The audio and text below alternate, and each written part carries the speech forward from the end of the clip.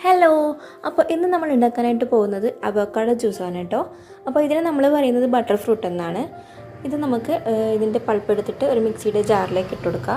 അതിലേക്ക് ആവശ്യത്തിന് പഞ്ചസാരയും ഒരു പാക്കറ്റ് കട്ടപ്പാൽ അല്ലെങ്കിൽ നല്ല തണുത്ത പാൽ ഒഴിച്ചു കൊടുത്തിട്ട് നല്ലതുപോലെ അടിച്ചെടുക്കുക. ഇപ്പം നമ്മൾ അവോക്കാഡോ ജ്യൂസ് ഇവിടെ റെഡി ആയിട്ടുണ്ട്. ഇതിലേക്ക് ഞാൻ കുറച്ച് ബദാം സ്ലൈസ് ചെയ്തതും കൂടി ഇട്ട് കൊടുത്തിട്ടുണ്ട് കേട്ടോ.